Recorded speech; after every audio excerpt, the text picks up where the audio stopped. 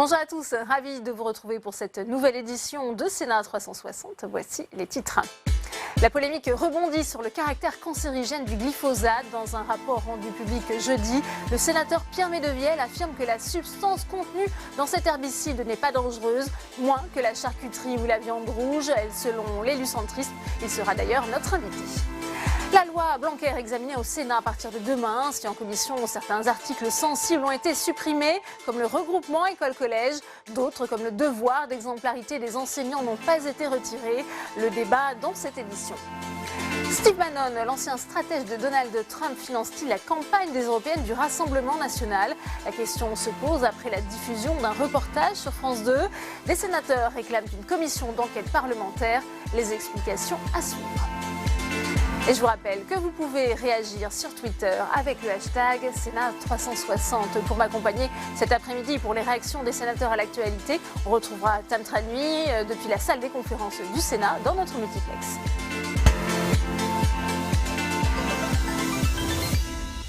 Je vous le disais en titre, un sénateur centriste relance la polémique sur la dangerosité du glyphosate. Chargé d'enquêter sur les risques de ce pesticide pour le compte de l'Office parlementaire des choix scientifiques et technologiques, Pierre Medevielle estime qu'aucune preuve scientifique ne démontre que la substance est cancérogène. Une analyse personnelle qui ne reflète pas l'ensemble du contenu du rapport. Dans un communiqué, l'OPEX vient d'ailleurs de se désolidariser des propos du sénateur. Explication Flora Sauvage. L'Office parlementaire d'évaluation des choix scientifiques et technologiques est une délégation indépendante composée de 18 députés et 18 sénateurs. Aidé d'un comité scientifique, il étudie les questions relatives à l'énergie, à l'environnement, aux nouvelles technologies et aux sciences de la vie. Il peut être saisi soit par le bureau de l'une des deux assemblées, soit par les présidents de groupes politiques ou à la demande de 60 députés et 40 sénateurs. L'Office a été saisi par deux commissions de l'Assemblée nationale, pas tellement sur le glyphosate, mais de façon beaucoup plus large sur la validité des avis scientifiques rendus par les agences européennes d'évaluation des risques sanitaires. Malgré les propos polémiques du sénateur Medevielle sur le caractère non cancérigène du glyphosate, le rapport de l'Office parlementaire d'évaluation des choix scientifiques et technologiques ne porte pas spécifiquement sur cet herbicide. Pierre Ouzoulias explique l'objet du rapport. Aujourd'hui, de façon assez systématique, journalistes, citoyens et citoyennes remettent en question les avis qui sont rendus par les agences. Pourquoi? Et comment on pourrait leur donner plus de force scientifique pour que les politiques puissent les utiliser dans le cadre de projets de loi. Le rapport sera publié ce jeudi. À travers ses 150 pages, députés et sénateurs avancent une douzaine de recommandations, telles que des moyens renforcés pour les agences d'évaluation et la capacité de commander des études. Et tout de suite, une première réaction avec vous, Tam Tranui, à vos côtés, le sénateur Les Indépendants de la Somme, Jérôme Bignon. Oui, Jérôme Bignon, qui est également membre de l'OPEX.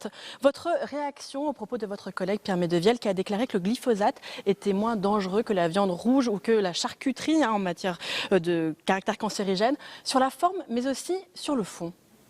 Alors sur la forme, c'est peut-être maladroit. C'est un collègue que j'aime bien en plus, donc je ne vais pas dire du mal de lui. C'est provocateur de s'exprimer comme ça dans ce contexte. Oui, surtout le rapport n'est pas publié, donc je pense qu'il n'a pas réalisé. Peut-être que dans le Midi, on a une façon de s'échauffer plus rapide. Pierre, c'est quelqu'un qui a beaucoup de personnalité, c'est un chic sénateur, très sympa. Moi, je le défends parce qu'il est bon. Peut-être il a été maladroit. Je ne pense pas qu'il ait vraiment l'intention de faire de mal à quiconque. Il a une qualité à mes yeux quand même qui est intéressante, c'est qu'il est scientifique lui-même, donc il a été formé. Si moi je donnais mon opinion, on dirait de quoi il se mêle. Je suis juriste. Lui, il est pharmacien, donc il est mieux placé que moi pour avoir une opinion. Est-ce que Pierre Medevielle a repris les éléments de langage de Monsanto? C'est ce que beaucoup de personnes qui le critiquent disent de José Bové, Mathieu Orphelin, etc. Pas mal de monde. Je crois que ce serait formidable sur ce débat si on arrivait à en parler calmement, d'un côté comme de l'autre. Pierre Medevielle a tué personne. José Bové non plus. Donc on pourrait peut-être dans un pays mature, républicain, discuter de ces choses-là sans s'enflammer comme si le monde était en danger.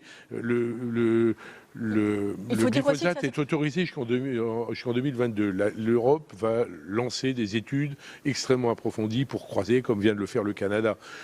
c'est compliqué de dire que c'est des sujets très complexes sur le plan scientifique et qui mettent dans un état l'opinion publique épouvantable, mais qui en même temps mettent dans un état les agriculteurs parce qu'ils sont concernés par le sujet. Donc c'est un sujet qu'on ne peut pas regarder de façon facile. Sur le fond, que vous ont appris les travaux que vous avez menés sur le glyphosate?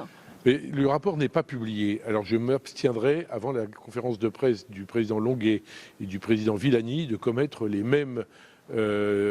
Mais vous avez constaté qu'il n'y avait pas un consensus entre toutes les études? On l'a voté à l'unanimité, le rapport. Oui. Donc ça, je peux vous le dire. Mais le reste, vous saurez ça jeudi à 14h.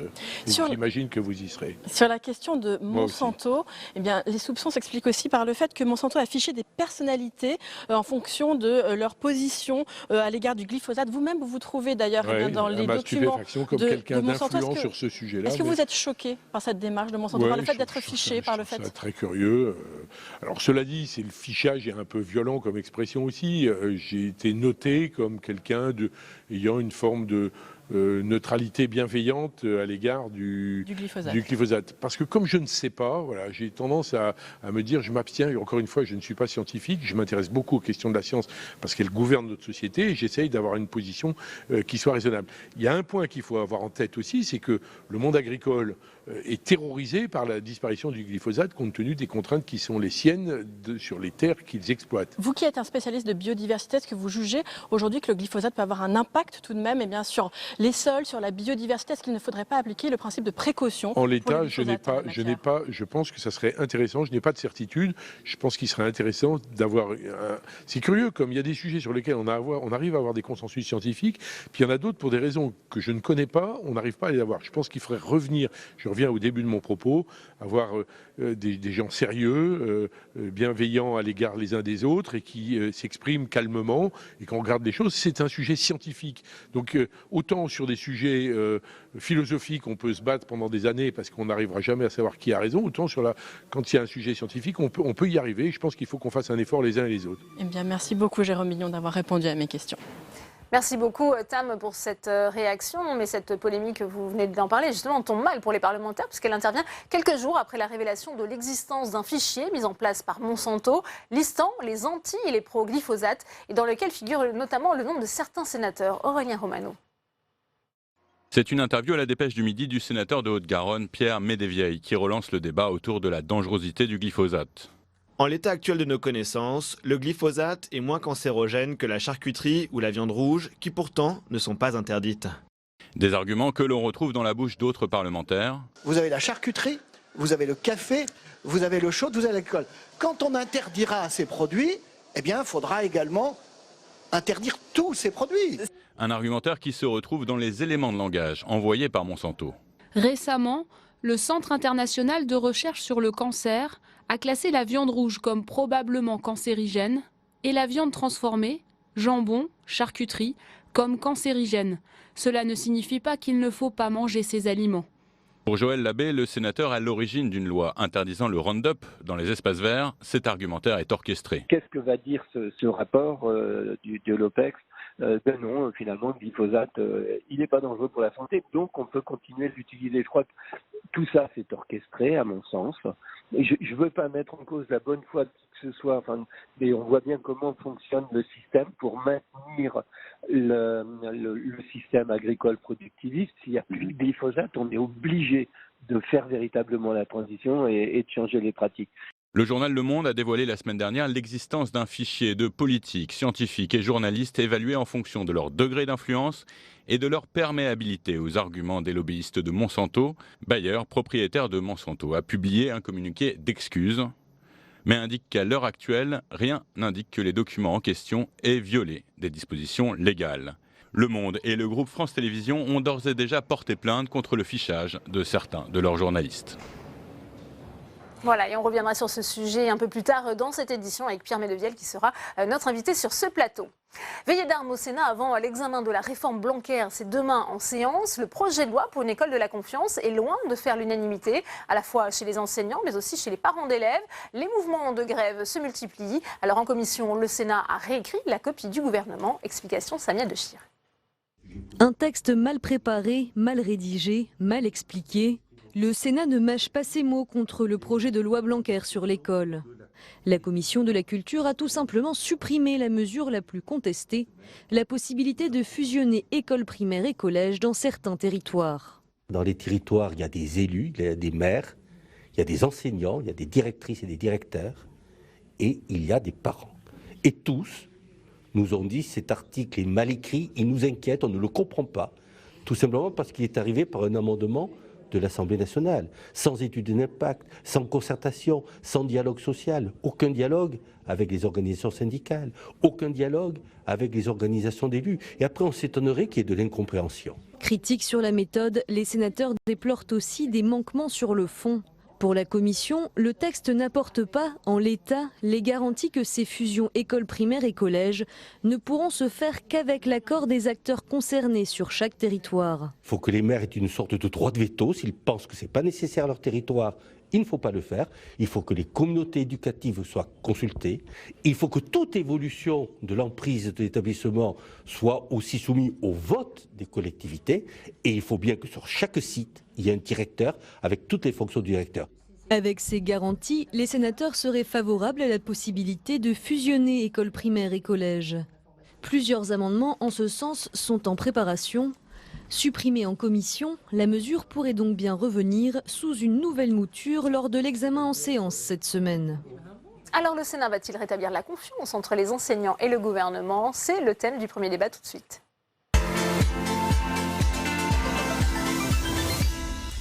Et on ouvre le débat dans Sénat 360 avec mes invités sur ce plateau. Najat Belhacem, bonjour, bienvenue à vous. Vous êtes présidente de la FCPE du Val-de-Marne. Merci d'avoir accepté notre invitation. Max Brisson est également sur ce plateau. Bonjour. Vous êtes sénateur LR des Pyrénées-Atlantiques et vous êtes le rapporteur de ce projet de loi pour une école de la confiance. On le disait, l'examen débute demain en séance au Sénat.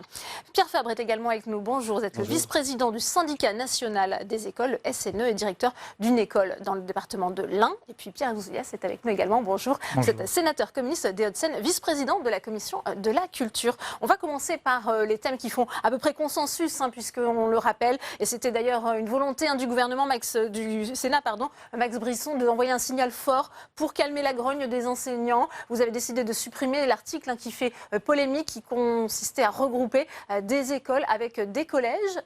Expliquez-nous pourquoi. Je crois tout simplement que lorsqu'un texte, un article de ce projet de loi fait l'unanimité contre lui, que les maires des communes rurales, que les maires des grandes villes, que les directeurs d'école, que les parents d'élèves disent ce texte est mal écrit, on ne le comprend pas, on ne voit pas son intérêt, je pense qu'il eût été absurde de le conserver. Après, ça ne veut pas dire que l'objet n'a pas peut-être de l'intérêt, mais enfin, on a affaire à quelque chose qui a été mal préparé. On a un bel exemple de peut-être une bonne idée, bon, ça mériterait qu'on en parle, mais dont la méthode a tellement été exécrable que finalement la méthode est en train de tuer l'objet. Moi, je crois à l'école. Est-ce que vous n'écartez pas tout à fait l'idée, puisqu'il y aura des amendements en séance pour... Moi, je crois à l'école du socle, qui d'ailleurs s'inscrit dans la continuité des choix pédagogiques et aucune alternance politique n'a remis en cause l'école du socle. En tout cas, on ne fait pas comme ça, on ne décide pas depuis Paris, sans préparation, sans explication, sans concertation et sans dialogue. La méthode est exécrable. Après, est-ce qu'il faut jeter le bébé avec l'eau du bain? Ça mérite que l'on discute. Est-ce qu'il ne faut pas travailler au continuum entre l'école primaire et le collège? C'est un vrai sujet. Il y a certainement une école du socle des compétences et des connaissances à construire. Il y aura un amendement en séance du sénateur Grosperrin, il y a le sénateur Jacques Grosperrin, et nous aurons un débat. Et j'espère que le débat sera un débat digne sur la continuité entre l'école primaire et le collège, sur le travail, sur le décrochage scolaire qui parfois se produit en collège. Voilà les vrais enjeux. Et plutôt que d'être dans des crispations inutiles. Je vois que c'est là un point d'accord justement avec la majorité sénatoriale ici au Sénat. Mais oui, parce que le bilan, on le partage fondamentalement. On trouve aujourd'hui que l'école ne répare pas assez les inégalités sociales et que malheureusement, on laisse de plus en plus de gamins sur le bas-côté. Et que notre objectif pour l'éducation nationale, qu'on partage tous les deux, c'est d'essayer de tirer vers le haut le plus de gamins possible. Et là, malheureusement, ce n'est pas l'objet de de cette loi. Elle manque totalement de souffle par rapport à cette volonté commune. On a un texte... Qu'est-ce que vous dites? Elle va créer de nouvelles inégalités. Ce projet de loi a souvent été considéré comme élitiste. Ça fait partie des critiques. Il y a ça, il y a quelques points là-dessus, mais fondamentalement, elle ne propose pas de réponse politique forte pour essayer de faire aujourd'hui que l'école aille mieux. Et puis il y a quelque chose qui manque quand même fondamentalement, c'est envoyer un message de confiance aux enseignants et aux enseignantes. On va y venir puisque c'est pourtant l'intitulé de ce texte. Pierre Fabre, vous avez obtenu satisfaction auprès des sénateurs. Justement, ces établissements publics des savoirs fondamentaux, a priori, ils sont écartés dans la nouvelle version qui va sortir du Sénat? Tout à fait, le SNE a réagi dès le lendemain de l'amendement. L'amendement est arrivé par la fenêtre.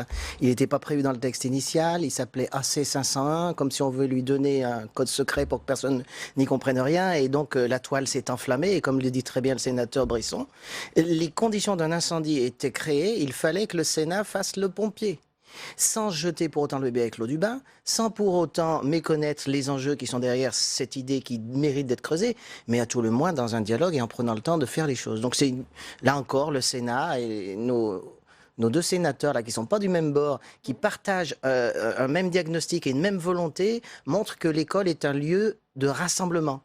Et ça me fait extrêmement plaisir, c'est la deuxième fois que je viens sur le plateau, de voir qu'au Sénat, au-delà des idéologies et des enjeux politiciens, tous les élus font le nécessaire pour que sorte un texte qui sur le terrain sera compris et sera partagé.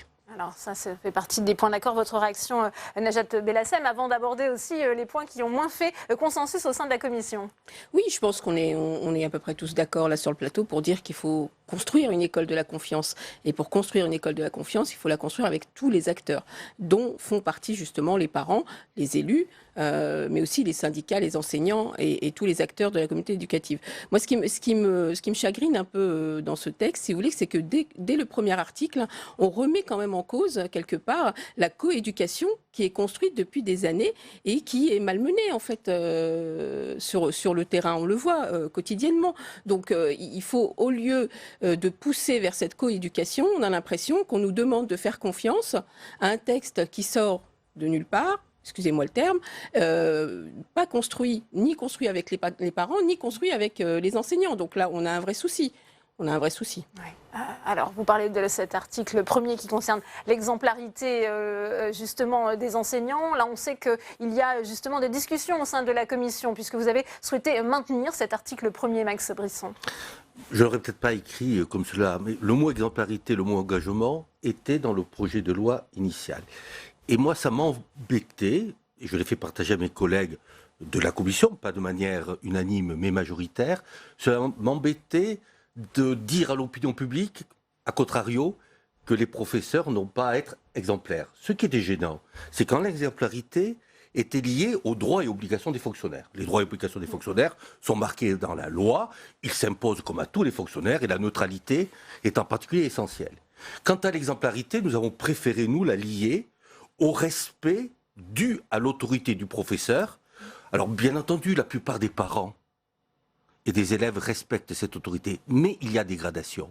On ne peut pas non plus ne pas entendre ce que les professeurs disent, par exemple à travers le mouvement Pas de vague. Et donc, oui, les professeurs doivent être exemplaires, ils le sont dans leur grande majorité. Moi, si je suis devenu professeur, c'est que j'ai eu des maîtres exemplaires lorsque j'étais élève, que c'est la première rencontre à part les parents entre un adulte. Cette notion d'exemplarité, c'est ce que demandent justement certains enseignants, vous l'avez dit avec les réseaux sociaux. Mais elle est évidente pour la plupart des professeurs. C'est le premier adulte que les enfants rencontrent après les parents.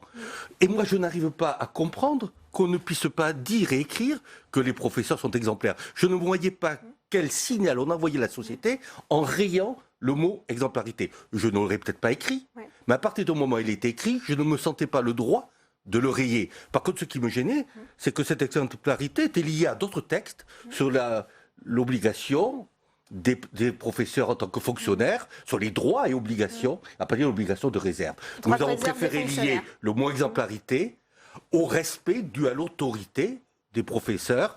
Dans une classe, il y a des enfants et un adulte, et le respect va des enfants Et pourtant, Pierre Ouzoulias, les enseignants, ils ont l'impression d'être un peu muselés, justement, que leur liberté d'expression, elle va être entachée par cet article 1 qui fixe justement cette exemplarité des enseignants. Ils estiment qu'il y a une sorte de raidissement dans le climat, justement. On leur dit « sois prof et tais-toi » en quelque sorte. Je pense que c'est pire que museler, c'est abandonner. Les enseignants, ceux que je rencontre, ils sont d'abord perdus dans un océan de réformes qui continue et qui fait que tous les ans, ils sont obligés de travailler dans un autre cadre, avec un autre programme, que par rapport à une société qui est de plus en plus violente, y compris en classe, ils sont seuls et abandonnés. Et là, j'étais encore en contact avec des professeurs du Val d'Oise qui réclament que justice soit faite dans le suicide d'un de leurs collègues. Jean Villot. Ils se sont trouvés complètement seuls par rapport à ce drame absolu. Hein, qu'un professeur se suicide, vous voyez quelle image ça renvoie à notre société. Donc ce qu'ils auraient attendu dans cet article 1, c'est peut-être ça déjà, que la République célébrera ce que mon collègue appelle encore les hussards noirs de la République. Donc que... on célèbre ça, ce qu'ils font, leur travail, dans des conditions matérielles difficiles et salariales épouvantables, qui sont pas dignes de notre pays. Je suis très largement d'accord avec ce que vient de dire Pierre Ouzoulias, très largement d'accord. Alors Pierre Fabre, votre réaction, justement, est-ce que vous auriez souhaité que les sénateurs justement reviennent sur cet article premier, sur cette question d'exemplarité ? La question n'est pas de revenir sur l'article, la question c'est de comprendre ce qui se passe. Il se passe la chose suivante. Lorsque l'article 1 est apparu dans une maquette qui était présentée au mois d'octobre, une étude d'impact a été rédigée sur cet article, qui pouvait, après plusieurs hypothèses vraiment pessimistes, aboutir à ce que l'expression de l'enseignant puisse, par un juge un peu tatillon, être interprétée comme une réduction de la liberté de parole. Et le ministre a rassuré rapidement en disant mais il n'est pas question de cela. Au contraire, cet article a été écrit dans la foulée de sa déclaration du 31 octobre devant tous les recteurs réunis, après le mouvement Pas de vague. Et il y a eu cette phrase que nous on trouve historique. La parole du maître aura toujours plus de légitimité et plus de valeur que la parole de l'élève. Rappelez-vous cette histoire d'un jeune garçon avec une arme qui tenait en joue son professeur devant des camarades hilars qui filmaient la scène. Donc le traumatisme a amené effectivement le ministre à vouloir inscrire dans le marbre le respect du maître et à utiliser cette formule, quoi. L'exemplarité du maître exige qu'on soit respectueux. Effectivement, cette rédaction-là a entraîné des incompréhensions. Donc aujourd'hui, est-ce qu'il faut le changer? Est-ce qu'il faut l'enlever? Le ministre a dit qu'il était prêt à l'enlever si ça posait problème, mais les droits et devoirs sont écrits. Dont je parlais de climat de raidissement, certains enseignants justement, ils étaient 15% de la profession à être en grève le 9 mai lors de la journée de mobilisation de la fonction publique. C'est important. Ils ressentent justement ce changement de gouvernance, une sorte d'autoritarisme de la part du ministre Blanquer. Que dites-vous? Je dis les choses suivantes. Dans un terrain où tout est asséché depuis des années, la moindre étincelle fait un incendie. Il faut bien distinguer les réactions, effectivement, par rapport à des incompréhensions entretenues par certains. Je dois à l'honnêteté de le dire que certains camarades syndicaux ont joué avec le feu en interprétant un certain nombre de textes qui faisaient penser à la disparition de la maternelle, etc., pour un petit peu caricaturer les choses. Mais il est vrai que les maladresses ont entraîné une montée de fièvre, mais qui remonte à bien plus longtemps que ça, par rapport à un malaise et par rapport à ce que disait le sénateur Ouzoulias, effectivement, cette idée d'être seul, d'être abandonné et de ne plus être reconnu en tant que tel. Et ça, ce malaise-là, il est bien plus profond que Blanquer. Alors, on va continuer sur ce thème, mais je voudrais vous entendre aussi, Najat Bellassem, sur cette question d'exemplarité, puisque le texte fixe un devoir d'exemplarité des enseignants, mais en retour, le respect à la fois des élèves et des familles. Que dit la FCPE sur cet article? Mais écoutez, on dit simplement qu'il n'y a pas d'enseignants seuls et de parents seuls, il y a une communauté éducative. Quand on construit une communauté éducative, les enseignants parlent aux parents, les parents parlent aux enseignants, et c'est comme ça que ça marche à l'école publique. Donc cet article, si vous voulez, pour nous, est pas compréhensible en l'état. C'est pas possible. On peut pas parler d'une communauté d'enseignants, d'une communauté de parents et d'une exemplarité des enseignants vis-à-vis de leur système et de la confiance des parents vis-à-vis du système. Ça n'est pas possible. On fait partie de ce système. On en fait partie entière. Donc ça, c'est le premier point. Le deuxième point, je voudrais juste revenir sur la question du climat scolaire, puisque j'ai entendu beaucoup de choses. Je voudrais juste revenir sur le fait, la corrélation qu'on peut faire entre l'exemplarité et le climat scolaire. Moi, je suis désolée, les enseignants avec qui on discute et les syndicats avec lesquels on discute ne demandent pas d'avoir de l'exemplarité, ils demandent des moyens. Le fond du problème, il est là. Il faut pas débattre de choses qui sont pas utiles. En fait, dans cet article, c'est pas tant l'exemplarité qui est en cause vis-à-vis du climat scolaire. Dans le climat scolaire, on a besoin de moyens. Les enseignants ont besoin de moyens pour travailler, et les familles demandent à ce que l'école publique assure ces moyens-là pour que les enfants puissent réussir, et tous les enfants. Pas qu'une catégorie. Parce que là, on rentre dans un système de clientélisme qui inquiète. C'est-à-dire, par rapport à quoi? Par rapport au maternel, par rapport à la maternelle, par rapport aux collectivités, par rapport au fait que certains établissements seront au niveau international accordés à certains élèves, pas à tous. Donc dans ce texte, il y a beaucoup de choses qui font qu'on a l'impression qu'on est plus sur une base de clientélisme que sur une base réelle d'école publique. Votre réponse, Max Brisson, est-ce que vous comprenez ces inquiétudes? Je pense qu'il ne faut pas non plus... Sur ce terme très fort de clientélisme. Il ne faut pas non plus jeter de l'huile sur le feu là où il n'y en a pas. Franchement, les EPLEI, c'est-à-dire les établissements publics locaux, internationaux, il n'y en aura pas beaucoup. Il faut se focaliser là-dessus, c'est faire un procès a priori, madame. C'est pas mon texte, je suis pas là pour défendre pas là pour défendre le ministre. Mais je ne pense pas non plus qu'il soit serein pour l'école que d'aller jeter de l'huile sur le feu là où il n'y en a pas. Ce que vous avez pu dire sur les moyens qui manquent à l'école, je peux en convenir, mais je ne pense pas non plus que ça soit qu'une question de moyens.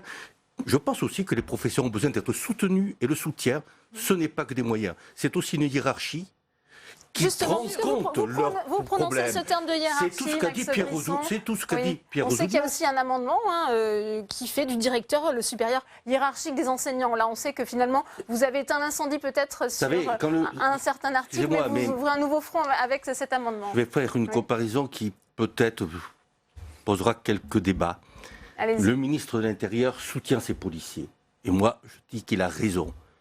Les professeurs ont aussi besoin d'être soutenus par leur ministre. Ils ont besoin d'être soutenus par les inspecteurs. Le pas de vague, ça voulait dire que quand des professeurs constataient des difficultés, des insultes, des incivilités, voire beaucoup plus graves, eh bien on leur disait « Oh écoute, fais attention, protège l'institution ». L'institution ne sera protégée que par ces professeurs.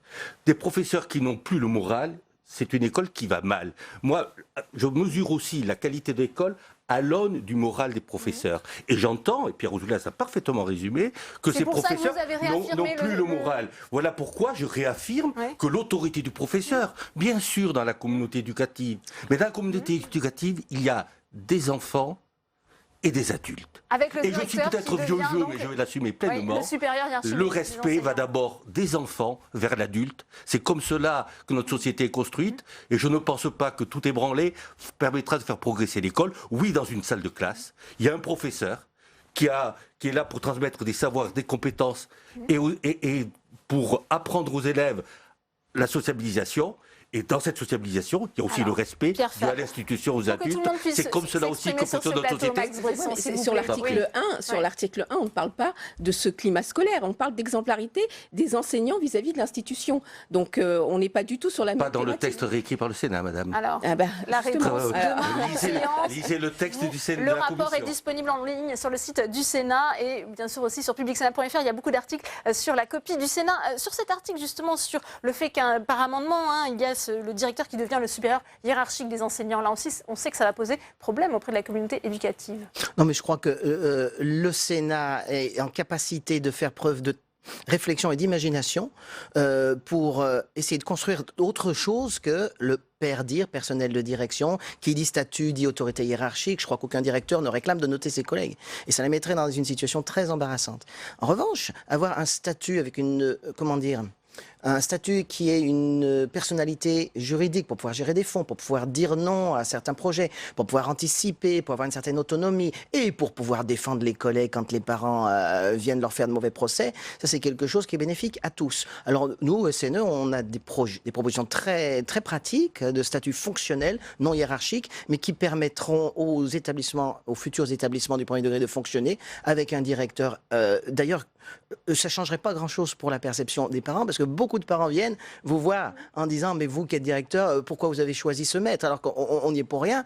Et puis d'ailleurs, on ne veut pas le prendre. Mais si vous voulez, au niveau des gens, les gens vous perçoivent comme un chef d'établissement. Nous ne le sommes pas, c'est une curiosité française. Je crois que c'est même on est le seul pays dans cette situation. Oui, votre position sur ce point, Pierre Ouzoulias, est-ce qu'il fallait justement introduire par voie d'amendement ce statut justement qui fait du directeur, hiérarchie des enseignants? Moi, je suis réservé parce que je discute beaucoup avec les enseignants et je sens qu'aujourd'hui, ce dont ils ont besoin, c'est que leur liberté académique soit confortée.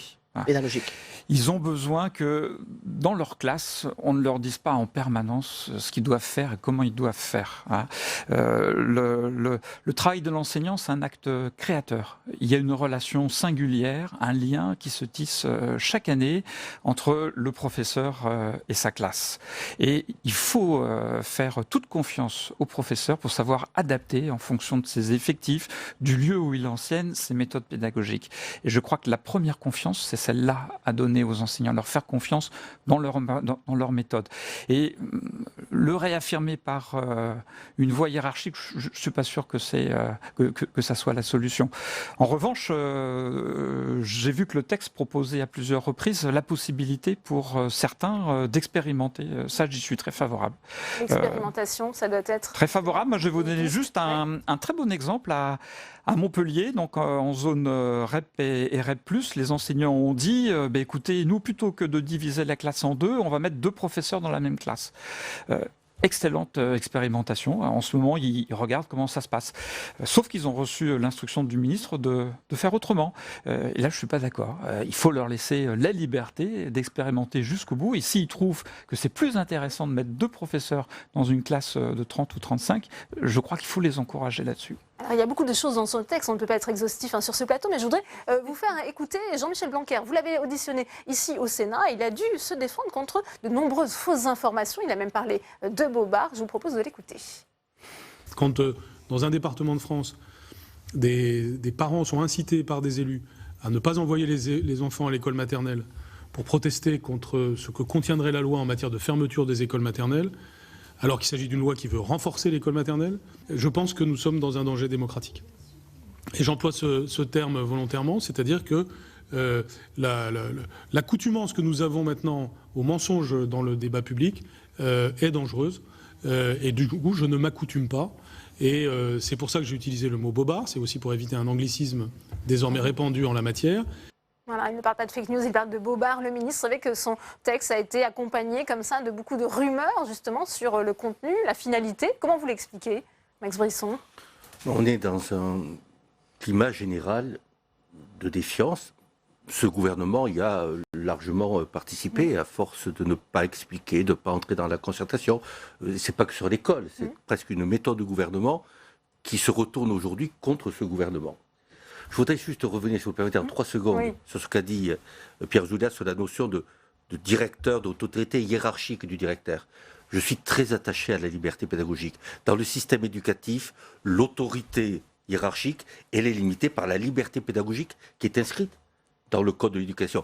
Un professeur de 6e, il a un principal qui est un supérieur hiérarchique. Le professeur de CM2 ne pourrait pas avoir un pilote dans l'avion. Il y a des écoles primaires qui ont 15 classes qui sont beaucoup plus importantes que certains collèges. Dans le collège de 90 élèves ou 100 élèves dans mon département, il y a un principal adjoint. Et à l'école de Pau, où il y a 15 classes, le directeur n'est pas un pilote. Un projet pédagogique dans le respect de la liberté pédagogique, ça se construit avec un pilote. C'est tout ce que nous avons voulu dire. Il y aura des débats en séance sur ce point, sur ces fake news, ces fausses informations qui ont accompagné ce texte. Est-ce qu'il y a une responsabilité aussi, parfois, des syndicats, d'enseignants, mais aussi de parents d'élèves?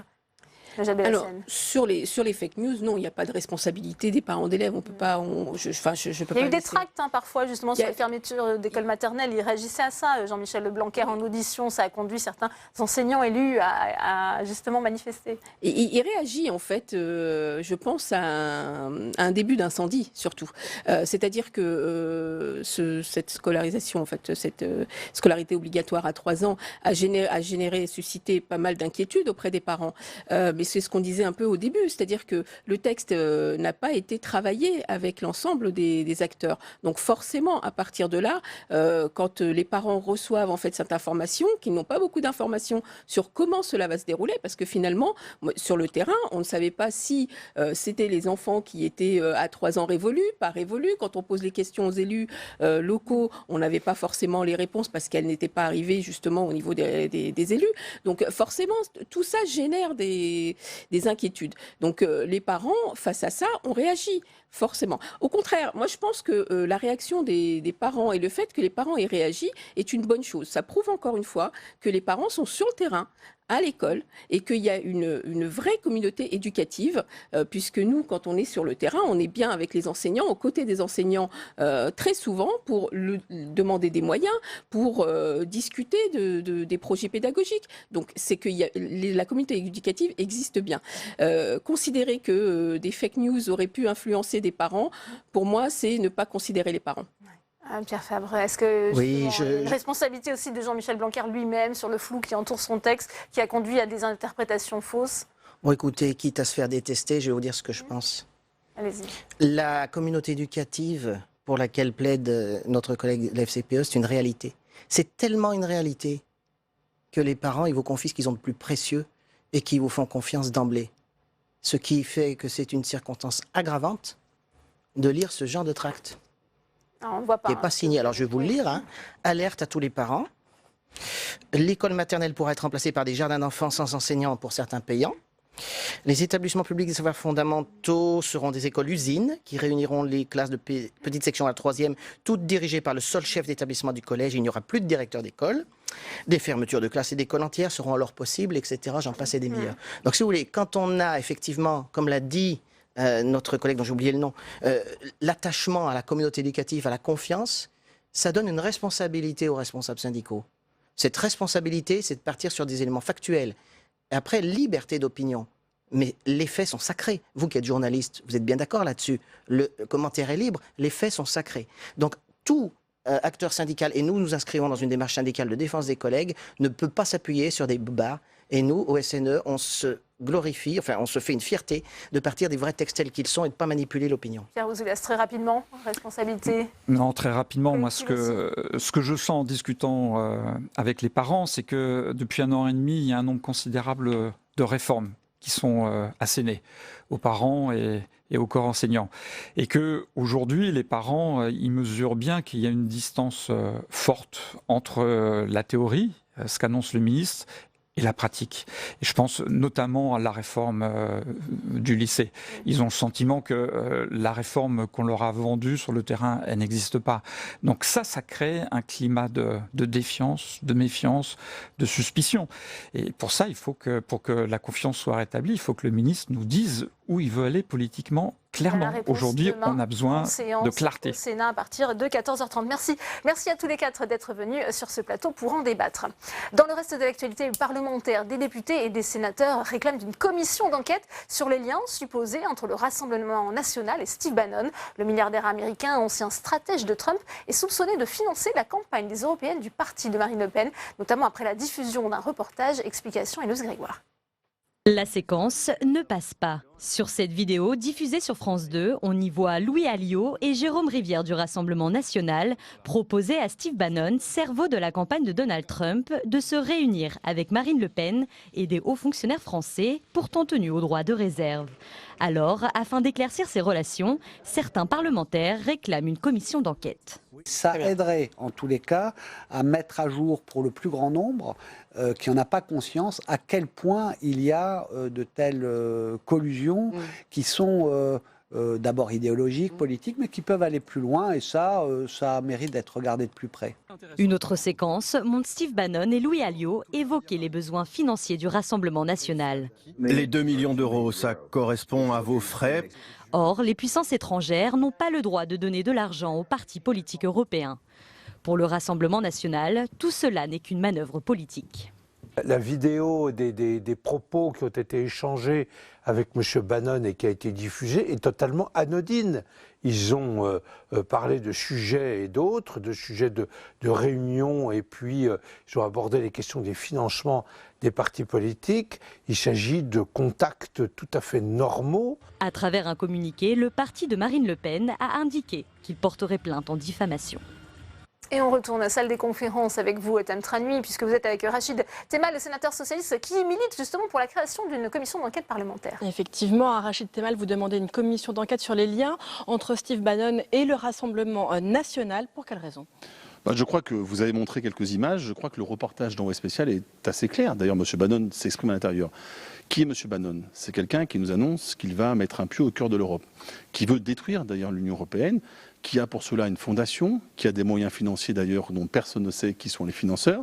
Et il s'avère dans le reportage, d'où ma demande, qu'il y aurait des relations à la fois financières entre le Rassemblement national et M. Bannon, puisque M.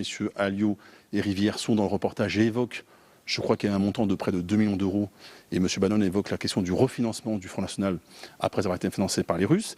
Et de l'autre côté, dans le même reportage, vous avez M. Rivière qui propose à M. Bannon de participer à des réunions secrètes chaque mardi avec des hauts fonctionnaires et Marine Le Pen. Donc là, je dis, il faut qu'on s'interroge, quand on connaît M. Bannon, sur les relations et leurs objectifs. Où est-ce que vous en êtes dans cette commission d'enquête ? On a vu des élus de plusieurs bords la proposer. Où en êtes-vous, vous, avec votre groupe ? Est-ce que vous pensez que ça va vraiment voir le jour ? Nous sommes, vous savez, donc j'ai fait cette proposition ce week-end, quand j'ai pris connaissance du reportage. Nous avons un certain nombre de réunions cette semaine, et je pense qu'ensuite, nous allons travailler. La question qui est posée, d'ailleurs, ce n'est pas ma demande plus que d'autres, etc. Nous sommes plusieurs à demander. La question, c'est est-ce que nous pouvons accepter qu'un parti dans notre pays s'organise avec quelqu'un qui veut détruire notamment, je le dis, l'Union européenne. Pour vous, c'est une intelligence avec une puissance étrangère, je pose la question.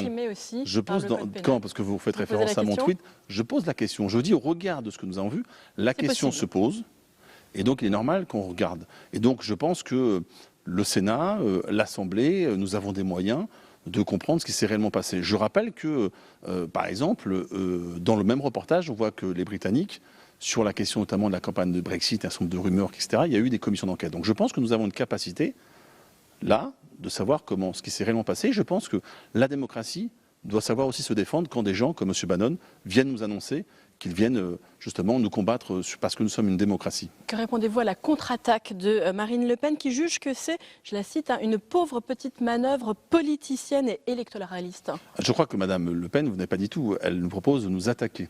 Donc si je comprends bien Mme Le Pen... quand Absolument, elle lance une plainte en diffamation et en dénonciation calomnieuse a priori demain. Tout à fait. Donc, moi, je n'ai aucun souci puisque, encore une fois, je sais ce que j'ai écrit, il n'y a pas de plainte, je m'interroge.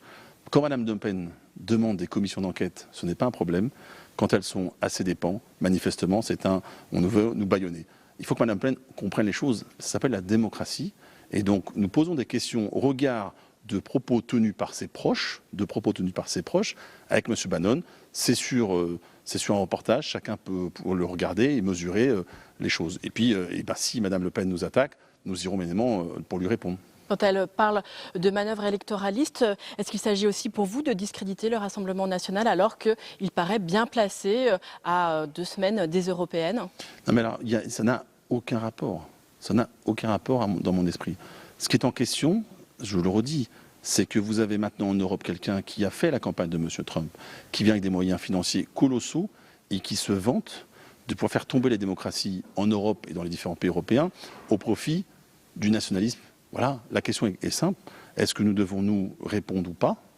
Et est-ce qu'on doit laisser un parti, a priori, proposer des réunions secrètes avec ce même M. Bannon ? Vous voyez, ça n'a rien à voir avec les européennes. Ça pose plus globalement la question de la démocratie. On ne peut pas dire à la fois que les élections américaines, il y a eu un débat sur intrusion d'autres pays et ne pas nous interroger sur ce qui se passe en France. Eh bien, merci beaucoup Rachid Temal d'avoir répondu à mes questions. Nous suivrons bien sûr les développements sur cette demande de commission d'enquête.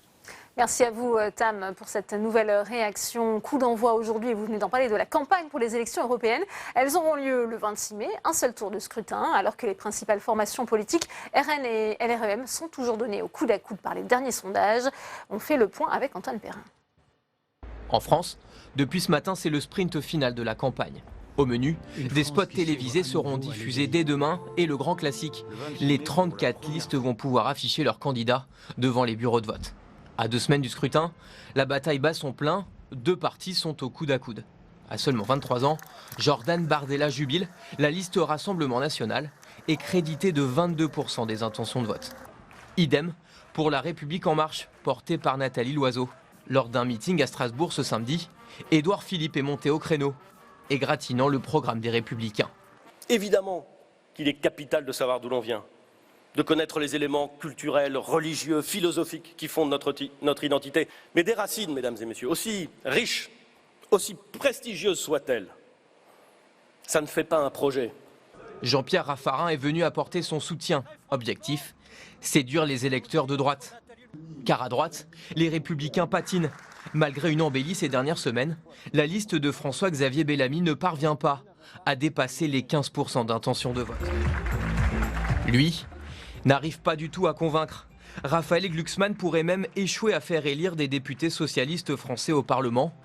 Il faut atteindre 5% des voix pour obtenir des sièges. Et pour l'instant, sa liste n'en recueillerait que 4,5 dans les enquêtes d'opinion. Cette semaine, des poids lourds socialistes ont décidé de soutenir leur candidat, comme Anne Hidalgo l'a déjà fait il y a quelques jours. Raphaël Glucksmann est une personne que j'aime beaucoup. C'est une personne authentique, sincère. Au cours de la semaine, Raphaël Glucksmann sera en meeting aux côtés de Christiane Taubira, Bernard Cazeneuve ou encore Martine Aubry. Et on retourne salle des conférences pour une nouvelle réaction avec vous, Tam Tranu, avec le sénateur En Marche des Hauts-de-Seine, André Gattolin. Oui, André Gattolin, la campagne officielle pour les européennes vient donc de commencer. Quelle va être la stratégie de La République En Marche dans cette dernière ligne droite ? La stratégie, ça va être de toute façon faire campagne tout azimut, parce que pour un parti et un président de la République qui a gagné son élection présidentielle largement autour de l'Europe, je dirais que le débat national, avec la crise des Gilets jaunes et ses suites, fait qu'on n'a pas eu la possibilité jusqu'à présent de s'exprimer sur le fond avec des idées, programme contre programme. Donc là, dans ces 15 derniers jours, évidemment, on va aller sur la question européenne à tous les niveaux. Ce sont 15 jours cruciaux alors que la campagne jusqu'ici n'a pas pris pour Nathalie Loiseau. Est-ce que c'était la tête de liste qu'il fallait pour vous ?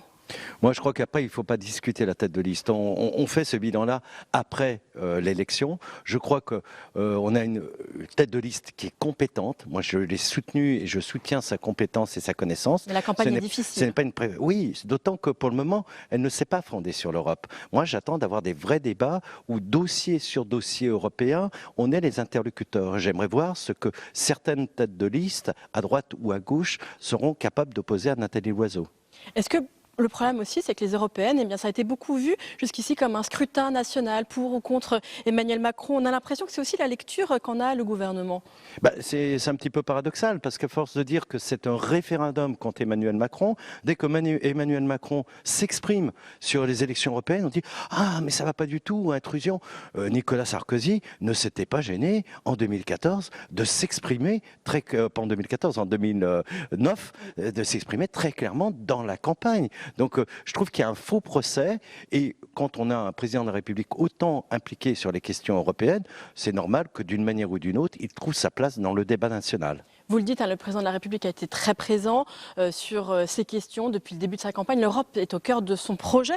Le fait que cette élection soit synonyme, on le voit déjà, certainement d'abstention. Est-ce que ce n'est pas déjà un premier échec tout de même pour La République En Marche ? Alors, on va voir les niveaux d'abstention. Moi, je crois sincèrement qu'on aura 15 derniers jours, 2 dernières semaines absolument déterminantes. Quand on voit aujourd'hui, il y a une analyse qui a été faite sur la base d'une enquête Ipsos, d'un panel Ipsos-Steria avec la Fondation Jean Jaurès, qui montre que derrière des résultats relativement stables, il y a une extrême fluidité. On voit aujourd'hui, il y a des vases communicants, et le premier des vases communicants, c'est entre ceux qui s'abstiennent et ceux qui vont aller voter. Pour La République En Marche, il faut absolument mobiliser aujourd'hui la moitié des gens qui ont soutenu Emmanuel Macron au premier tour et qui plus est au second tour, d'aller voter plutôt que de passer et d'oublier le cap de cette élection. André Gattolin, dans cette élection, La République En Marche est au coude à coude avec le Rassemblement National. Votre regard sur la proximité du Rassemblement National avec Steve Bannon, après ce reportage d'Envoyé spécial la semaine dernière, et sur la demande de commission d'enquête qui est faite par un certain nombre de parlementaires. On en a parlé tout à l'heure avec Rachid Temal.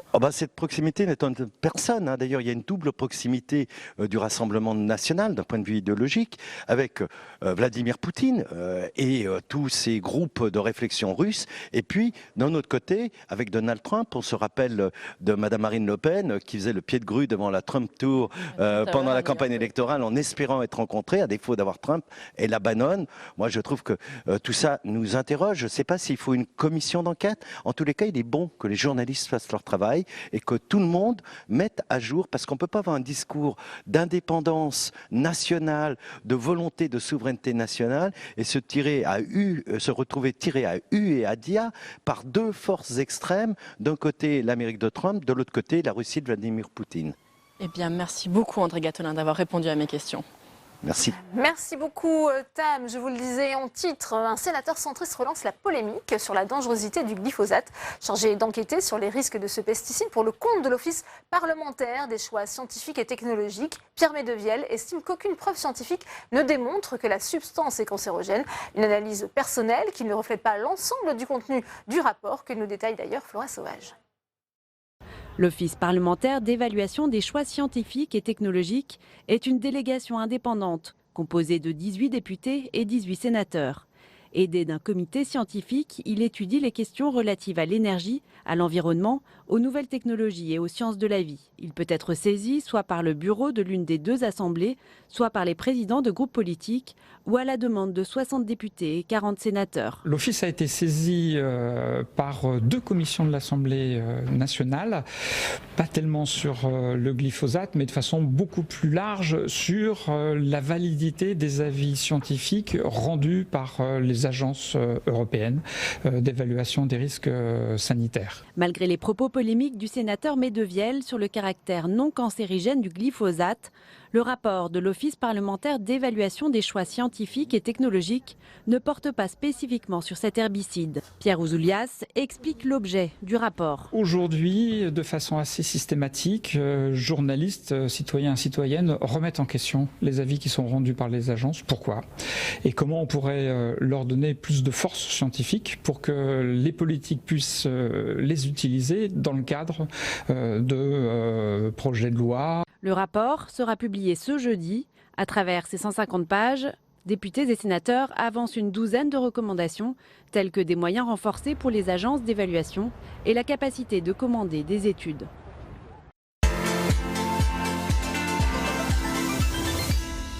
Et on ouvre le débat dans Sénat 360 avec mes invités sur ce plateau. Nadine Lauvergeat, bienvenue à vous. Vous êtes coordinatrice de Génération Future. Merci d'avoir accepté notre invitation. Pierre Médevielle est également sur ce plateau. Bienvenue à vous, sénateur centriste de la Haute-Garonne et donc vice-président de cette OPEX. On en parle beaucoup et donc ce sont vos propos qui ont relancé la polémique. On va y venir. Vous allez nous expliquer si vous maintenez d'ailleurs ces propos. Et puis Bernard Jomier est également sur ce plateau, sénateur apparenté socialiste de Paris et également membre de l'OPEX.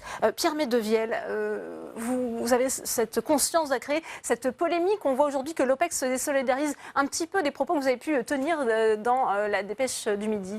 D'abord, je voudrais faire une mise au point par rapport à la dépêche du Midi et par rapport, je pèse mes mots, à la malhonnêteté de votre confrère qui m'a interrogé vendredi pour me demander des précisions sur ce rapport de l'OPEX. Je lui ai expliqué que c'était un travail collectif et que nous allions présenter collectivement. Jeudi, donc il était hors de question que je remette quelques conclusions que ce soit de ce rapport, ce qui est logique. Il m'a ensuite interrogé sur des travaux que j'ai faits sur le glyphosate, effectivement, pour la Commission des Affaires européennes, pour la Commission de développement durable aussi. Je fais régulièrement des tables rondes sur les pesticides, pas uniquement sur le glyphosate. Je crois qu'il faut parler des pesticides. Et ce journaliste a fait un article samedi sur le glyphosate, et dimanche j'ai eu droit à 3 pages où votre confrère donc publiait en avant-première les conclusions d'une commission parlementaire sur le glyphosate qui n'existe pas. C'est totalement malhonnête de sa part, d'où l'amalgame. Qu'est-ce que vous nous dites? Vous avez été piégé, c'est ce que vous nous dites? Vous l'appelez, c'est entre le piège et la malhonnêteté quand même, franchement. Parce qu'aller faire l'amalgame entre le glyphosate et ce rapport parlementaire qui a été demandé suite à l'affaire glyphosate, certes, Mais notre travail a consisté à comprendre justement pourquoi nous étions arrivés à une telle situation d'hystérie collective qu'on ne retrouve pas dans les autres pays européens. Pourquoi cette névrose française autour du glyphosate, dont nous avons évalué, analysé les méthodes d'évaluation des agences françaises, européennes, voir s'il y avait des dysfonctionnements, voir ce qu'on pouvait améliorer dans la coordination entre les Mais les agences. propos retranscrits, vous les avez tenus, notamment sur cette question du glyphosate, Pierre Medevielle. J'ai tenu des propos, alors évidemment tous mes propos sont déformés, aujourd'hui on ne parle que de cancérogénicité. Moi, j'ai dit en tant que scientifique qu'aujourd'hui, ça fait 3 ans que je travaille sur la molécule, je n'ai aucune Vous êtes pharmacien preuve. de profession, hein, je Pharmacien, rappelle. j'ai fait une spécialité de pharmacologie cancérologique aussi. Depuis 3 ans que je travaille, je n'ai pas de preuve que le glyphosate soit cancérogène. Voilà, ça je l'ai dit. Ça, vous le redites aujourd'hui. Mais vous savez bien que s'il était cancérogène, on l'aurait retiré. Puisqu'aujourd'hui, Bruxelles retire les cancérogènes et les perturbateurs endocriniens. Et les dossiers vont assez vite dès que nous avons des preuves scientifiques. Pour peut-être la petite histoire, j'étais quand même dans les 40 premiers signataires à demander l'interdiction des néonicotinoïdes par rapport aux dégâts sur les populations d'abeilles. Vous avez le sentiment qu'on vous fait un faux procès, Pierre Medevielle? Bien sûr qu'on me fait un faux procès. On me fait un faux procès autour du glyphosate. Regardez, l'affaire a rebondi avec l'histoire des fichages de Monsanto. C'est vrai que le contexte n'est pas très favorable non Et plus. on On va peut y venir. Bernard Jaumier, vous entendez les propos de Pierre Medevielle qui estime finalement qu'effectivement il a donné cet entretien, mais qu'il attendait la publication définitive du rapport. Ça sera rendu public jeudi et qu'on a pu mal interpréter ses propos. Bon, ça, je ne sais pas, c'est entre le journaliste et mon collègue. Par contre, ce que je sais, c'est que l'OPEX n'a pas été saisi au fond de cette question. Elle est effectivement saisie de savoir comment travaillaient les agences, comment elles sélectionnaient leurs experts, comment elles rendaient leurs avis. Il y a beaucoup de choses intéressantes dans ce rapport à ce sujet. Mais l'OPEX, premièrement, n'est pas armé pour trancher au fond la controverse scientifique. Donc l'OPEX n'a pas à dire que le glyphosate est ou n'est pas cancérogène. En l'occurrence, moi qui suis aussi scientifique et médecin, les études que j'ai vues me convainquent que si, il y a un risque cancérogène. La dernière, très importante, a été publiée en février et montre un surrisque important pour les travailleurs qui ont utilisé le fameux Roundup, un risque de lymphome non-hodgkinien. Ce sont des cancers du sein, un surrisque de 40%. Bon, il y a beaucoup d'études qui se sont accumulées. Et par ailleurs, c'est un perturbateur endocrinien, donc c'est une substance qui pose beaucoup de problèmes. Donc je trouve que malheureusement, cette polémique, elle entache l'OPEX, elle l'entache de partialité, elle l'entache, on va dire, d'un conservatisme qui est hors d'âge. Ce qu'il faut voir surtout, c'est que cette question des pesticides, ce que ce débat trahit, c'est qu'il y a une grande difficulté, parce que je ne sais pas si mon collègue a tenu les propos sur les pesticides sont la pharmacie du soin et s'en priver, c'est prendre le risque de retour des famines du Moyen-Âge. Se priver de tous les pesticides. Oui, mais justement, très important, la FAO, alors qu'il y a aussi une agence des Nations Unies, vous allez me dire, mais qui travaille sur ces questions d'agriculture et d'alimentation, dit que l'agroécologie, donc une agriculture sans pesticides, permet de nourrir la planète. Donc non, se passer... Non mais vous pouvez... D'accord, le débat peut exister, mais la réalité, c'est que oui, il existe un système où on puisse se passer de pesticides sans retourner au Moyen-Âge. Voilà. Alors, avant de vous redonner la parole, Pierre Medevielle, votre regard sur ce débat, Nadine Leverger. Alors, moi d'abord, je suis surprise des termes qui consistent à dire en France, il y a une hystérisation du débat autour du glyphosate uniquement en France, mais pas qu'en France. Cette question, elle est problématique pour l'ensemble des pays de l'Union européenne. Avec des collègues, on a porté une initiative citoyenne européenne qui a recueilli plus d'1 million de signatures pour demander l'interdiction de ce glyphosate et une enquête justement sur cette question de l'évaluation des pesticides. Donc, c'est 1 million de citoyens européens qui se sentent concernés. C'est pas que les Français. Et ensuite, vous dites encore, je remets en cause l'idée que le glyphosate soit cancérogène. Donc en fait, le CIRC, le Centre international de recherche sur le cancer, qui est une agence de l'OMS, l'Organisation mondiale de la santé, dit oui, le glyphosate est cancérogène probable. Sur la base d'études, ils ont compilé 1000 études, ils en ont retenu 250. Sur les 250, il y en avait une partie qui montrait l'effet cancérogène. Et dans le cadre de la réglementation européenne, il suffit de démontrer que sur des études, vous avez 2 études qui montrent un effet cancérogène sur l'animal pour considérer que la molécule est cancérogène et la retirer du marché. Aujourd'hui, l'Union européenne a décidé qu'elle continue à mettre sur le marché cette molécule. Nous, évidemment, on est contre cette idée-là. Sur la base d'études scientifiques, Et pour revenir sur le rapport qui est fait par l'Office parlementaire, elle porte sur cette question des évaluations. Et c'est bien ça qu'on met en cause, nous, aujourd'hui. On n'arrête pas de publier des rapports sur les carences des évaluations faites par les agences, qui ne prennent pas en compte certaines études publiées dans des revues universitaires, ou qui les écartent pour de mauvaises raisons. C'est ce que montraient d'ailleurs aussi les Monsanto Papers aux États-Unis, qui ont dévoilé qu'en fait, Monsanto, d'ailleurs, avait caché un certain nombre de données, ou alors que les experts avaient écarté des études sur de mauvais prétextes. Moi, je suis obligé, je ne peux pas évidemment accepter vos propos, de parler, vous remontez à Monsanto, on parle de Monsanto, alors que Monsanto n'est déjà plus dans le coup. Ça c'est l'hystérisation du débat, c'est Bayer aujourd'hui qui a racheté Monsanto Bayer, mais la firme au départ détenait le Roundup. Voilà, vous remettez en cause toutes les études qui sont faites au niveau européen. Moi, je suis désolé, le CIR s'est appuyé... Les études ne sont pas faites au niveau européen. On fait des évaluations, les agences font des évaluations sur la base d'études. Ce n'est pas du tout la même chose. Aujourd'hui, on fait des études de plus en plus poussées. Vous jetez un discrédit sur les agences françaises, sur les agences européennes, alors qu'on a un système de phytopharmacovigilance qui est remarquable. Et quant à l'agriculture sans pesticides, moi là, je dis, c'est du délire. C'est du délire. Regardez ce qui s'est passé avec les buis, avec la pyrale du buis. Aujourd'hui, les méthodes de biocontrôle ne sont pas au point. Moi, je ne suis pas pour les pesticides à 100%. Par contre, aujourd'hui, l'agriculture française ne peut pas se passer de certaines molécules, surtout quand il n'y a pas d'alternative, ce qui est le cas du glyphosate. Et c'est pour ça... C'est faux. Absolument faux sur le glyphosate. Juste ce que Bernard Joumier disait à l'instant, ça jette aussi quand même finalement le discrédit sur l'Office parlementaire d'évaluation des choix scientifiques et technologiques. Que lui répondez-vous? Moi, je pense que je travaille avec des gens honnêtes et compétents, des scientifiques pour la plupart. On fait interface entre le monde scientifique et le monde politique. Ce n'est pas notre job d'évaluer les substances. C'est pour ça que je trouve cette polémique autour de mes propos totalement surréaliste. Oui. Parce que, pardon, on va entendre Cédric Villani, qui co-préside avec le sénateur Gérard Longuet cet office.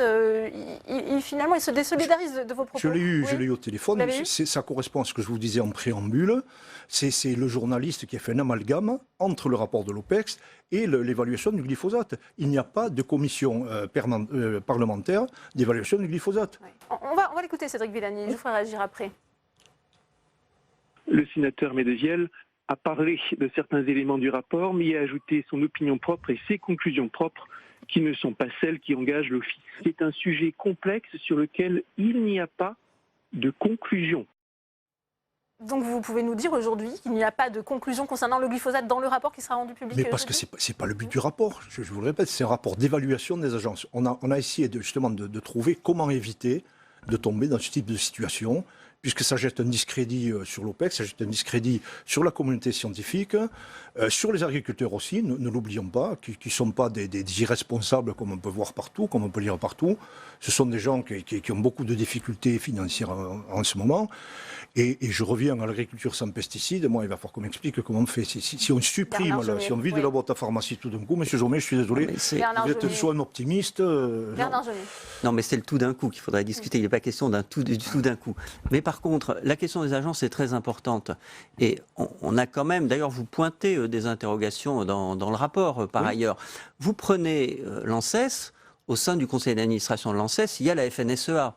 Donc il y a quand même un certain nombre de problèmes dans la façon dont nous gouvernons notre système de santé environnementale en France. Et malheureusement, ça n'est pas parce qu'une substance est identifiée cancérigène ou perturbateur endocrinien qu'elle est retirée du marché. Ça, c'est un conte pour les enfants. La réalité, c'est que ce sont toujours des longues batailles. C'est l'Agence nationale de sécurité sanitaire des aliments. Oui, non, mais ce sont toujours des longues batailles. C'est historique. Regardez l'amiante, le temps qu'il a fallu pour faire retirer l'amiante du marché, alors qu'il était prouvé que ça créait des cancers de la plèvre, du poumon. Donc c'est quelque chose qui est très long. Et regardez l'histoire du chlordécone aussi.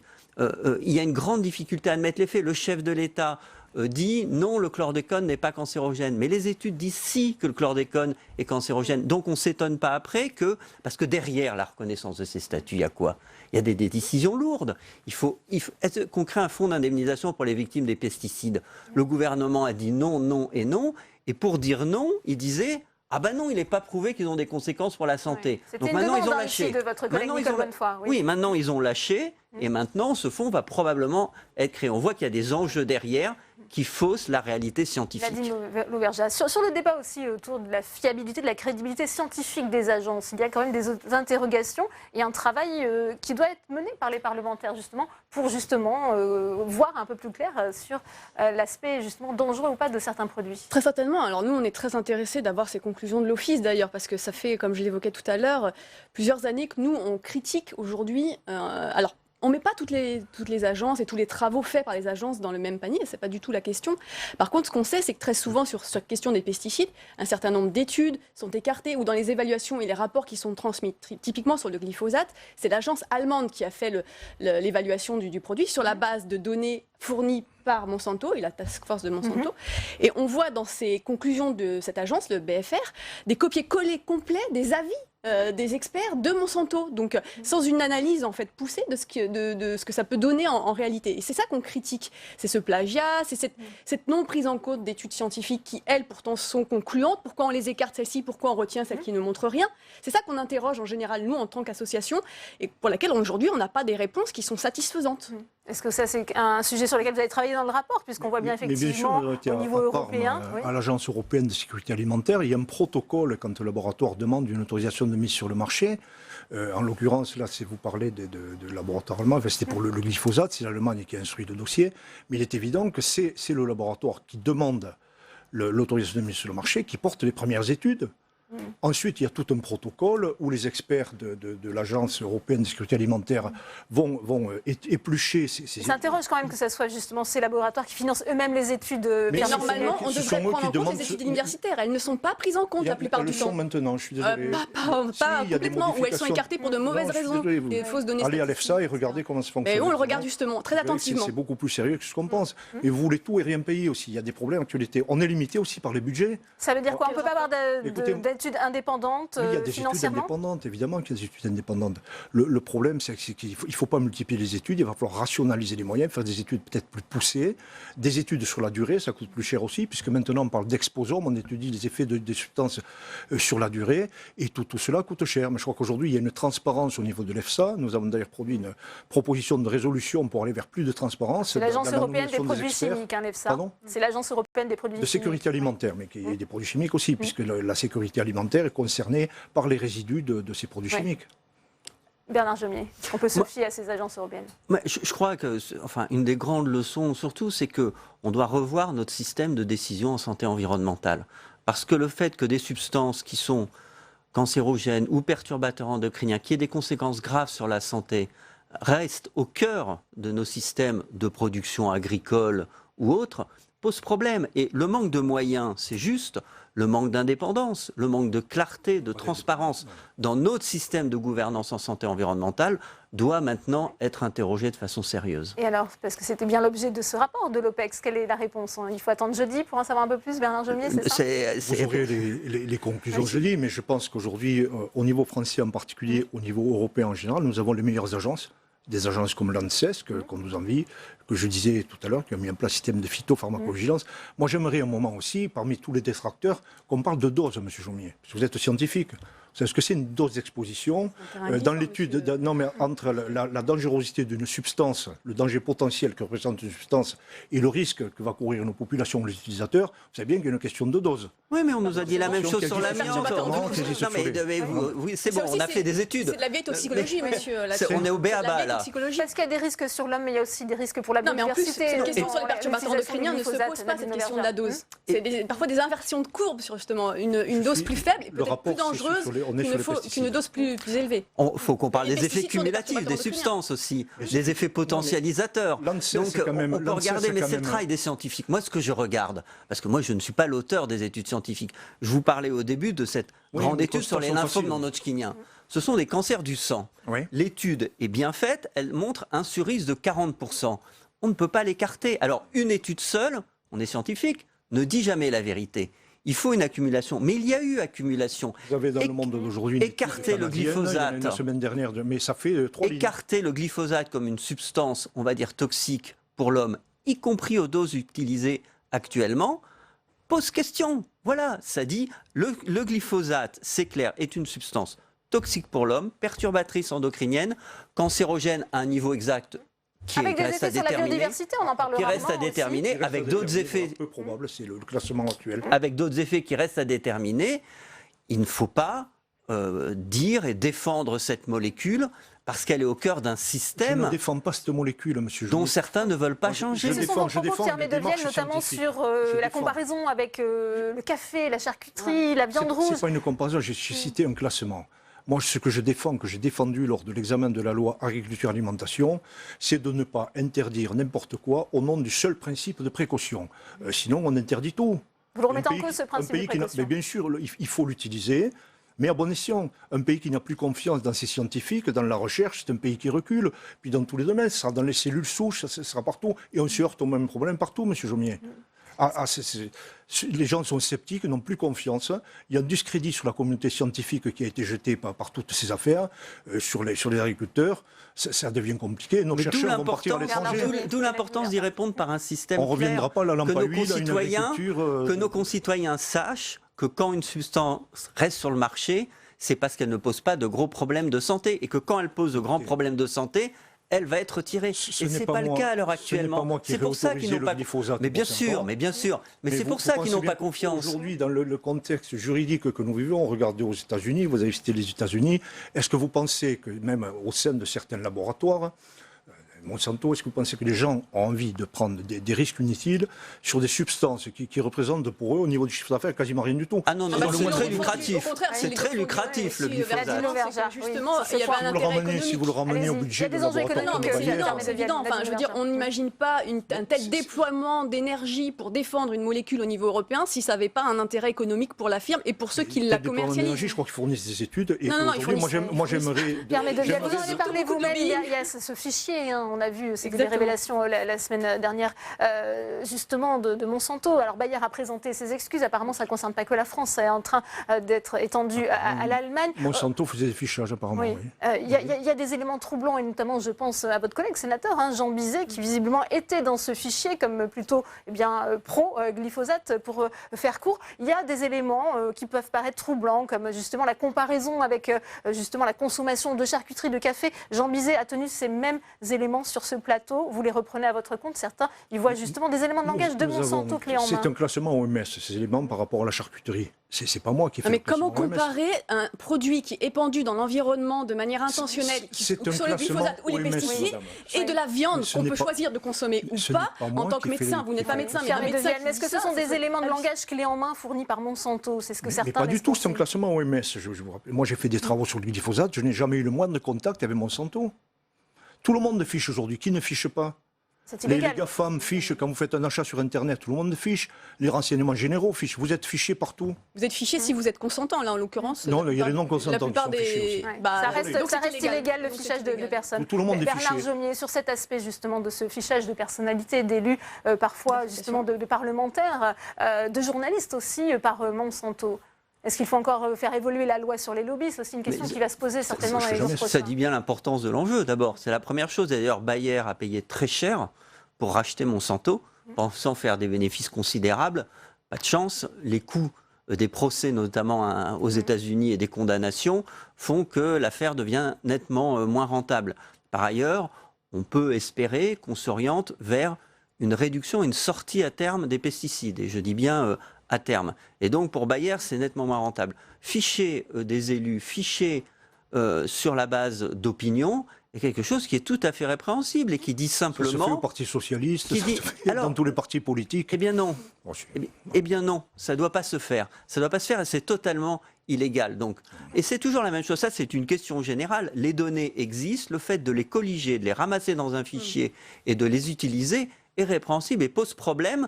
Et d'ailleurs, dans notre démocratie, on essaie de s'en protéger. Donc, c'est pas pour l'accepter de la part de Monsanto ou de qui que ce soit. Absolument. Oui. Donc, c'est pas pour l'accepter de la part de Monsanto ou de qui que ce soit. Mais ça dit bien l'importance du sujet, ça dit bien la résistance qu'il y a à changer, en l'occurrence, de modèle agricole. Or, nous devons changer de modèle agricole. C'est ça le fond de la question et qui est important. Si on veut à la fois préserver la planète, la santé de notre concitoyen, et permettre aux agriculteurs de vivre correctement de leur travail et de la terre, on doit changer notre modèle agricole. L'Organisation mondiale de l'agriculture et de l'alimentation le dit, tous les experts des ces différentes thématiques, quand ils travaillent ensemble, aboutissent à la même conclusion. Il faut arrêter avec le glyphosate et toutes ces substances. Et la réglementation. Pierre Médevielle, rapidement. Est-ce que vous allez demander un droit de réponse, notamment à la dépêche du midi, peut-être? Vous allez demander un droit de réponse à la dépêche du midi? Oui, bien sûr. Je vais faire une conférence de presse. Changer le modèle agricole, je crois que tout le monde en a conscience, ça fonctionne peut-être pas très bien, il y a des difficultés économiques, mais nous sommes sur des marchés mondiaux, nous allons être 10 milliards d'individus sur Terre bientôt. Je pense qu'il y a une place pour l'agriculture biologique, une agriculture raisonnée, mais il faudra toujours une agriculture intensive. Sinon, nous allons subir des migrations qui ne concerneront pas des milliers, mais des millions d'habitants, parce qu'on n'arrête pas un peuple qui a faim. On aura l'occasion d'en reparler. Merci. Jusqu'à preuve du contraire, l'agriculture intensive n'a pas réussi à nourrir le monde. C'est le modèle actuel et les migrations sont... On voit que ce débat est passionné. Merci Bernard Jomier. Merci à vous Nadine Leverja et puis merci à vous Pierre Médevielle. Je respecte beaucoup les agriculteurs biologiques. Visiblement pas. Mais vous vous trompez. On va continuer. Merci Pierre Médevielle. Merci d'être venu sur le plateau de Public Sénat pour nous avoir justement réservé votre première réaction. Comme tous les lundis, c'est l'heure de sénateurs à domicile. Aujourd'hui, nous allons en Meurthe-et-Moselle, terre d'élection de la sénatrice RDSE Véronique Guillotin. Son département, vous allez voir, a mis en place une convention avec la Belgique pour assurer une continuité des soins sur l'ensemble du territoire. C'est un reportage de Quentin Calmy. Hôpital d'Arlon, en Belgique, nous sommes tout près de la frontière avec la France. Bonjour, Véronique Guillotin, donc sénatrice de Meurthe-et-Moselle. Et merci de nous accueillir au service de pédiatrie en Belgique. Un service pédiatrique qui dispose d'une particularité. Donc il y a combien d'enfants hospitalisés aujourd'hui? Il y a 4 enfants. 4 enfants. Mais ce matin, on avait 8. D'accord, il y en a 4 qui sont sortis. Et puis il y a une petite patiente française aussi. Oui. Voilà. Nous sommes au nord de la Meurthe-et-Moselle, sur un bassin de vie qui enjambe la démarcation entre les deux pays. Depuis 2005, un accord associe les services des urgences des deux hôpitaux, de Mont-Saint-Martin côté français et Arlon côté belge. Une convention à laquelle la pédiatrie s'est ajoutée en 2013. On avait sur l'hôpital de Mont-Saint-Martin un service de pédiatrie qui a été fermé. On avait un pédiatre historique et les pédiatres sont partis à la retraite les uns derrière les autres. Et effectivement, on sentait bien la difficulté arriver. Donc l'idée de se dire sur ce même territoire de vie, parce qu'en fait on est sur un bassin transfrontalier, mais un bassin de vie, c'était peut-être plus intéressant et intelligent d'aller chercher des coopérations plutôt que de se retrouver dans une vraie difficulté. Aujourd'hui, en tout cas, l'histoire prouve que ça a été une belle décision de prise. Oui. Les populations sont les mêmes. Oui, c'est la même histoire. Mais oui, c'est la même histoire. On a subi le choc de la fin de la sidérurgie. Ce partenariat transfrontalier est le fruit du tout premier traité de collaboration sanitaire à l'échelle européenne. Aujourd'hui, sur 7 territoires le long de la frontière avec la Belgique, une vingtaine d'hôpitaux collaborent de la sorte. À la clé, ce sont 20 000 patients qui chaque année passent d'un pays à l'autre. Je pense que c'est un avantage parce que les États ne doivent pas intervenir 2 fois par des investissements en construisant un service de radiologie qui a une IRM à gauche, une IRM à droite. On peut très bien faciliter l'accès aux soins de part et d'autre sur les équipements techniques. Ça est éminemment positif pour les populations, pour l'accès aux soins, pour répondre à des désertifications, en tout cas des pertes de démographie médicale, tant du côté français, peut-être du côté belge. Je connais un peu moins la démographie belge. En tout cas, ça peut répondre à des besoins de tous les jours. Et j'aurais tendance à dire que c'est quand même l'Europe que demain on cherche à faire. Madame la sénatrice, bonjour. Très bien. Ravi de vous accueillir à l'hôpital de Mont-Saint-Martin. Côté français, cet établissement, Véronique Guillotin le connaît bien. Jusqu'à ce qu'elle soit élue sénatrice en 2017, elle était médecin de profession. Vous n'avez plus votre blouse? Non, sauf si on m'en prête une. Son premier internat, elle l'a réalisé dans cet hôpital. Ça vous manque pas d'ailleurs, madame la sénatrice, des fois la médecine? L'exercice médical me manque. Je me dis que voilà, ça reste toujours mon métier. Après, je suis tellement prise dans les fonctions quotidiennes que j'ai pas vraiment le temps d'y penser, quoi. Ces 2 véhicules d'urgence interviennent indifféremment côté belge ou français. L'an dernier, c'est plus de 150 interventions qui ont eu lieu côté belge. Une visite réalisée à quelques jours du début de l'examen au Sénat de la loi santé. Mon mandat est quand même de faire remonter les problèmes et de trouver des solutions. Alors elles peuvent être locales, les solutions elles ne sont pas toujours nationales et on l'a vu notamment dans le partenariat avec la pédiatrie ou le SMUR, ça reste des sujets locaux. Mais par moment, on a vu par exemple sur le problème des infirmières où on se posait le problème de cette difficulté de recrutement, il y a peut-être effectivement des côtés législatifs à améliorer pour pouvoir rendre service en fait à ces territoires transfrontaliers tout simplement. Une problématique des territoires transfrontaliers que Véronique Guillotin entend bien porter en séance publique.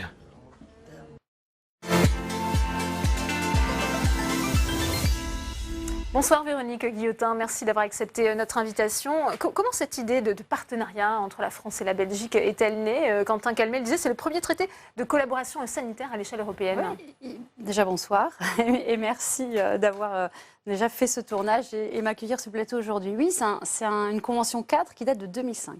Ça fait quand même 14 ans maintenant qu'elle est mise en place, tout simplement parce que les territoires transfrontaliers, quand on les connaît bien, ce sont des bassins de vie. Les gens y travaillent indifféremment d'un côté ou de l'autre de la frontière, avec donc que ce soit la Belgique ou le Luxembourg. On a aussi le sujet luxembourgeois. Et des territoires, des bassins donc d'emploi. Ce sont des bassins de consommation, puisqu'on va effectivement faire nos courses de l'un côté, et des bassins de loisirs, et également des bassins de soins, du coup, par ricochet. Donc c'est des quasiment freins, des naturel. réticences au moment de la mise en place de cette collaboration? En 2005, je n'étais pas dans cette convention cadre. Après, ce qui est plus compliqué, ce n'est pas la convention cadre. La convention cadre, elle pose, comme elle l'indique, un cadre législatif assez général et assez global en disant vous avez la possibilité de coopérer, allez-y. Mais s'il ne se passe rien sur le terrain, en fait, ces conventions cadres, elles ne vivent pas. Donc, ce qui est le plus important dans ces conventions, c'est ce qui se passe aujourd'hui, par exemple, sur les conventions de partenariat, d'hôpitaux à hôpitaux. Arlon, on en a un bel exemple ici, donc Arlon et Mont-Saint-Martin, qui ont coopéré sur 2 volets, l'accueil des urgences et le SMUR, et effectivement, la coopération pédiatrique. Il n'y a pas de problème d'harmonisation au niveau notamment de l'assurance maladie? Comment ça se passe? Alors ça s'est harmonisé en 2008. Suite à cette convention cadre, il y a eu la création de ce qu'on appelle la ZOAS, la zone d'organisation, d'accès aux soins transfrontaliers, qui permet effectivement, dans le cadre de ces conventions, aux patients français de se faire soigner à Arlon et aux patients belges de se faire soigner à Mont-Saint-Martin, avec une simplicité administrative et puis un remboursement identique que s'ils se faisaient en fait soigner dans leur pays. Vous travaillez également avec le Luxembourg pour justement pouvoir mettre en place un tel traité de coopération. C'est moins facile. Alors, pour l'instant, on n'a pas de convention cadre. Et cette convention cadre va être ratifiée, en tout cas, elle va passer à l'Assemblée nationale et on l'attendait, mais vraiment avec beaucoup d'impatience. Ça va passer au mois de mai. Ça va ensuite, on l'espère, aller rapidement au Sénat pour pouvoir enfin développer ces coopérations, en tout cas d'hôpitaux à hôpitaux éventuellement, parce que la distance est exactement la même. Et on l'attendait vraiment, cette convention. Alors, est-ce que c'est moins facile? On n'a pas tellement... en tout cas, on est moins avancé. Voilà. Les difficultés de recrutement, notamment du personnel infirmier, ce sont les mêmes que ce soit la France ou la Belgique, Véronique Guillotin? Alors, j'aurais tendance à dire que c'est peut-être le revers de la médaille, c'est la difficulté de la zone transfrontalière. En fait, on est dans un pays, nous, aujourd'hui, on est au lendemain de la Journée internationale des infirmières. Déjà, je tiens à saluer, en tout cas, leur travail. Et on sait aujourd'hui dans notre pays que c'est, vraiment, cette profession est difficile, notamment dans le travail, en tout cas, au niveau des services hospitaliers, avec un manque de reconnaissance certain. Et quand on regarde la carte de l'OCDE, on voit que notre pays, la France, est dans le trio à la fin, des 3 derniers pays les moins payés au niveau de l'OCDE dans les services hospitaliers. Et le Luxembourg est le pays qui rémunère le mieux ses infirmières. Et on est à 1 kilomètre de ces pays-là. Donc comment on subit la double, la triple peine. On est déjà sur un territoire où les infirmières ne sont pas très bien payées, où l'exercice hospitalier est difficile, à côté d'un territoire où elles sont à 39 heures. Donc elles gagnent plus du fait, et elles travaillent plus, mais en plus le taux horaire est plus élevé. Et globalement, je vais juste vous donner un chiffre très significatif. Une infirmière débutante en France va être sur un salaire net à 35 heures de 1 700 € par exemple. Au Luxembourg, la même infirmière, tout aussi débutante à 39 heures, va être à 3 200 € net. Donc voilà, vous avez compris la facilité à traverser cette frontière et effectivement à aspirer ses compétences. Donc il y a quand même aussi également un travail à faire de ce côté-là. Agnès Buzyn, ministre de la Santé et des Solidarités, sera auditionnée demain au Sénat sur justement son projet de loi très attendu. Il y a un large volet qui concerne la désertification médicale. Alors on vient de le voir à travers cet exemple, peut-être un début de réponse. Il y a eu cette tribune aussi d'élus, de parlementaires dans le journal du dimanche qui estiment que le compte n'y est pas. Vous partagez justement ce constat ? Alors, est-ce que le compte n'y est pas? Moi, je pense que cette loi apporte des outils qui sont très intéressants. On ne peut pas être en désaccord avec l'absolue nécessité de coopération interprofessionnelle. Ce décloisonnement ville-hôpital, ce décloisonnement hôpital-ville, mais également interprofessionnel au sein de la ville. Donc, tout ça, le CPTS, les ESP, on ne va pas rentrer dans les détails, mais il y a plein d'outils de coopération que cette loi apporte. Par contre, effectivement, moi, ce que j'aurais tendance à dire, c'est qu'aujourd'hui, on a une rémunération des infirmières et des personnels de soins qui est difficile. On a une consultation médicale qui reste quand même la plus faible des pays européens. On a un vrai souci de ce côté-là, avec un manque d'attractivité des métiers. Et moi, pour avoir sillonné quand même l'ensemble de la Meurthe-et-Moselle dans le cadre de ce projet de loi et de la mission qui m'a été confiée avec la MEX, on se rend compte que les hôpitaux sont dans une situation, et les territoires urbains et ruraux sont dans une situation très, très, très tendue. Qu'attendez-vous de la ministre, justement, sur ce point, qu'elle évolue un peu, de nouvelles réponses demain lors de son audition? Alors, je ne sais pas si on aura des nouvelles réponses, mais les outils sont là. Moi, ce n'est pas les outils, c'est est-ce qu'on aura la chance d'avoir, en tout cas, est-ce que ces infirmières auront une rémunération supplémentaire qui va permettre en fait de rendre ce métier attractif? Comment on va rendre les métiers d'aide à domicile plus attractifs? Peut-être créer des passerelles, peut-être pouvoir que les aides-soignantes, par exemple, puissent se qualifier, devenir infirmières avec une espèce d'aspiration en fait, de leur métier. Et je ne sais pas ce qu'elle va nous proposer, mais je pense que c'est absolument indispensable aujourd'hui. Eh bien, merci. Ouais. Merci à vous, Véronique Guillotin, d'être venue sur le plateau de Public Sénat. C'est la fin de cette édition. Merci à vous de l'avoir suivi. À suivre, On va plus loin, présenté par Rebecca Fitoussi. Très bonne suite des programmes sur notre antenne et à demain.